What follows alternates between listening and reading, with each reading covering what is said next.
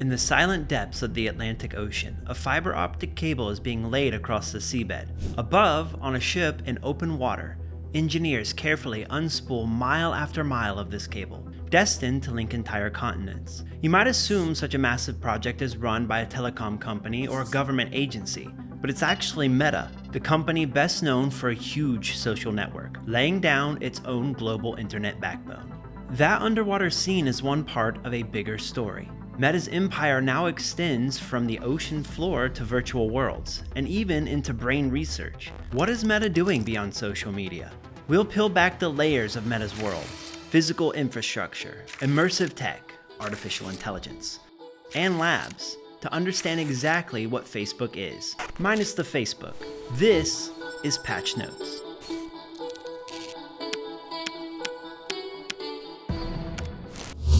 Quick shout out to the team behind the Shoot video deck. They're the folks who wrote, shot, and produced this whole thing. If your company's trying to explain anything remotely complex or create stunning product demos, hit them up at videodeck.co.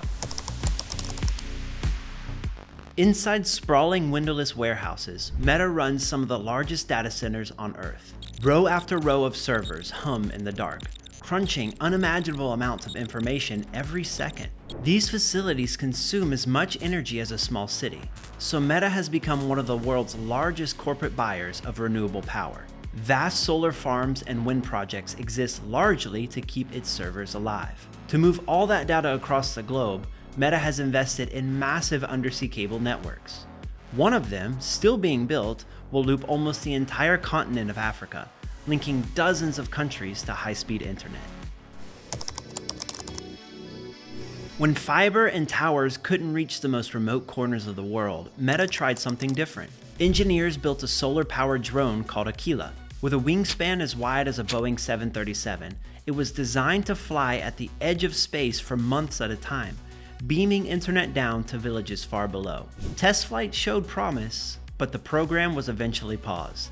At the same time, a satellite initiative, codenamed Athena, explored how low Earth orbit could bring broadband to rural regions. Though only prototypes were tested, the idea remains alive inside Meta. Internet delivered not through wires, but through sky and space. To figure out where to aim these projects, Meta built some of the most detailed population maps in history. By training AI on billions of satellite images, researchers identified settlements at a resolution of just a few meters. Aid organizations use these maps to plan disaster relief, but for Meta, they serve another purpose: showing exactly where billions of future users might come online.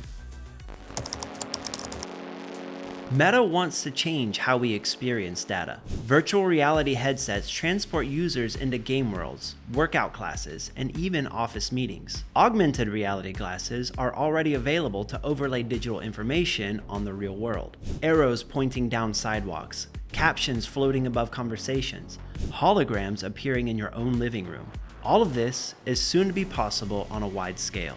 In Meta's labs, experimental wristbands detect the electrical impulses in your arm, letting you control digital objects with a flick of your fingers. Haptic gloves attempt to recreate the sensation of touch, so a virtual handshake might one day feel real. These prototypes may seem outlandish, but they reveal the scale of Meta's ambition to reinvent how people interact with technology. None of this works without artificial intelligence. Meta's AI systems translate languages in real time, moderate content across dozens of countries, and power the recommendation engines that keep people scrolling. Behind the scenes, Meta has trained some of the largest AI models in the world, releasing versions of its Llama language model to researchers everywhere.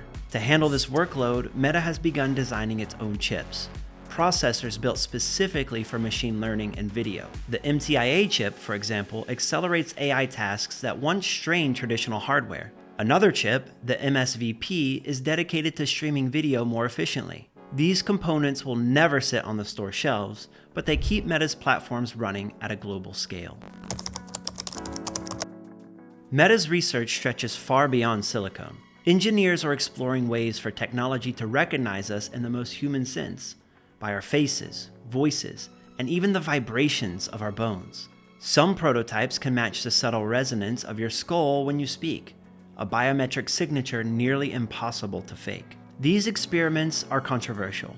They raise deep questions about privacy, consent, and surveillance, but they also show the direction Meta is willing to take, collapsing the gap between human identity and digital access.